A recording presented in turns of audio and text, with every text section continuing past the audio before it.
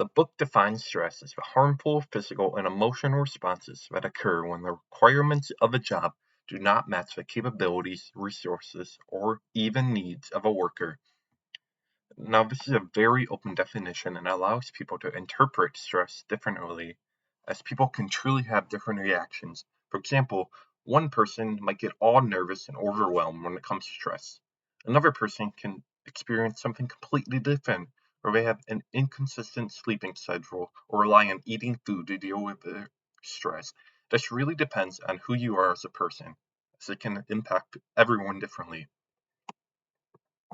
And according to some different stats in the book, it states that 76% of people state that job stress negatively impacted personal relationships. 66% of people lost sleep because of it, and 16% of people even quit their jobs because of stress. And some common stressors appears to be a constant of work, money, health concerns, and the economy. Simply put, so many people deal with stress, and while it can be unescapable, how you manage it can be huge.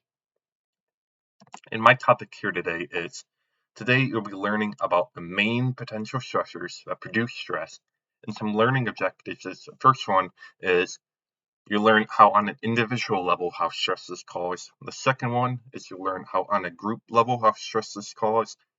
And the third one, you learn how on an organizational level how stress is caused. And even for a fourth one, you learn how on an extra organizational level how stress is caused. So for the first one, an individual level, the biggest idea here is to know that job demands are the main concern for stress. Just the work overload you deal with, the uncertainty of what you have to deal with, the job security, the relationships, just not liking your job, or even feel that you won't advance higher. These are all huge factors on the individual level that are main stressors that you deal with. On the group level, they're kind of similar to the first one, but the big idea here is to know that bad managers can increase your stressors who don't show concern and only focus on the negative traits when it comes to anything that just make you feel miserable and you don't want to be there anymore. And other factors on the group level include sexual harassment, bullying, and annoying coworkers. On the organizational level, just this can be due to long hours and not having a good work-life balance. It makes employees who don't perform up to standards nervous and on edge all the time. The physical environment where they can work can also lead to stress here. People who work on Wall Street or even big tech companies may experience lots of stress when they first start, as they can feel overwhelmed by everything they have to do. And finally, on the extra organizational level, this focuses outside the organizational. Trying to balance school, work, and family can lead to stress if you don't have enough time to deal with all three huge factors.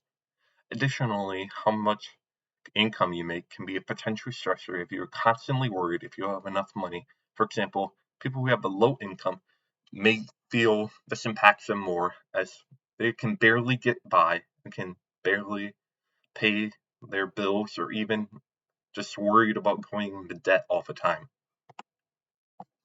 And the key takeaway here is stress exists on all levels, whether it is at work or even at home. It can be inescapable, but there are ways to help deal with this. The best way to handle this is to find a job that you love and enjoy in a working environment where it is open and everyone feels welcome, that isn't super stressful. People constantly feel overwork. This can lead to everyone just being happier, just enjoying life more with less stress to deal with. And on all levels, these potential stressors can be reduced.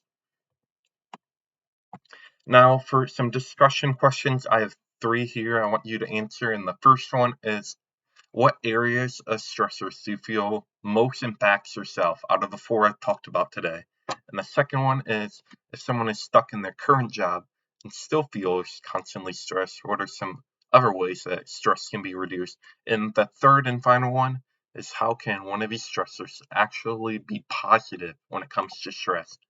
Thank you so much for listening to my presentation video on stressors when it comes to stress.